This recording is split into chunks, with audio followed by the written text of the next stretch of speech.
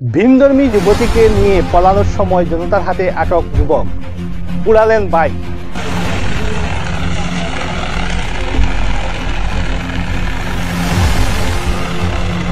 ভিনধর্মী যুবতীকে বাইকে করে তুলে নিয়ে যাওয়ার সময় যুবককে আটক করে উত্তম মাধ্যম দিয়ে পুলিশের হাতে সমঝে দিলেন জনতা। মঙ্গলবার শিলচর ন্যাশনাল হাইওয়ে পয়েন্টে নিজেকে হিন্দু পরিচয় দিয়ে প্রেমের জাল বিছিয়ে যুবক এক হিন্দু যুবতীকে বাইকে করে পালিয়ে নিয়ে যাওয়ার সময় জনতার হাতে ধরা পড়ে।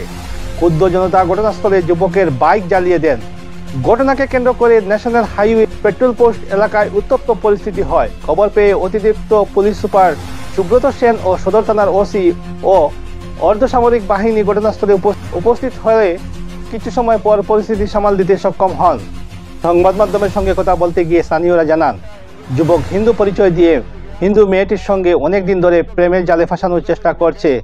যখন মেয়েটি জানতে পায় ছেলেটি ভিনধর্মী, তখন সে বাইক নিয়ে এসে মেয়েটিকে তুলে নিয়ে যাওয়ার চেষ্টা করে। স্থানীয়রা ঘটনাটি দেখে যুবককে উদ্যম মাধ্যম দিয়ে পুলিশের হাতে সমঝে দেন। পাশাপাশি আসামের মুখ্যমন্ত্রী ও পুলিশ প্রশাসনের কাছে আবেদন রাখেন এরকম লাভ জিহাদের বিরুদ্ধে কঠোর ব্যবস্থা নেওয়া হোক, যাতে ভবিষ্যতে এমন ঘটনার পুনরাবৃত্তি না হয়।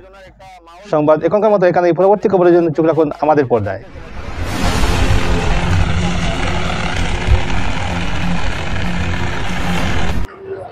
আমরা একটা হিন্দু বোন রে বাক্কা কিছুদিন আগের থেকে একটা অপরিচিত ব্যক্তি মানে ভিন্ন ধর্মী যুবকে তাই লগে কথা হওয়ার চেষ্টা করে। যেদিন থেকে তাই জানছে যে মানুষটা ভিন্ন ধর্মী, ওদিন থেকে তাই তার লগে কোনো ধরনের টাচও আসলো না। তাই যখন দোকানও বাজিত তাই হাতে ধরে টানাফেরা করতো। সেই মাসকে হয়েছে চেঙ্কুরি রোডের পেট্রোল পাম্পের সামনে।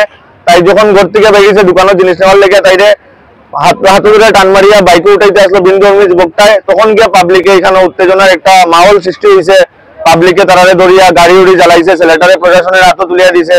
আর আপনারা থ্রুতে আমি আসাম পুলিশ এবং আসাম গভর্নমেন্টকে একটাই জিনিস জানাতে চাই যে নেক্সট টাইম থেকে এই দোষীটা যে ছেলেটা এরকম তার নিজের নাম লুকাইয়া একটা হিন্দু মেয়ের লোকে আজকে ডেটও যে আমরা শিলচরের বুকে এরকম ঘটনা করছে, আগামী দিনে যাতে এইরকম না করতে হয় এরকম পানিশমেন্ট দেওয়া। আর আসাম গভর্নমেন্টের কাছে আমরা এটাই অনুরোধ যে লাভজিয়াদের বিরুদ্ধে আসামে একটা আইন প্রেরণ করা। প্রথম তো একটা হিন্দু নাম দিয়ে পরিচয় দিছিল, তার বাড়ি হলো কাঁঠাল রোড।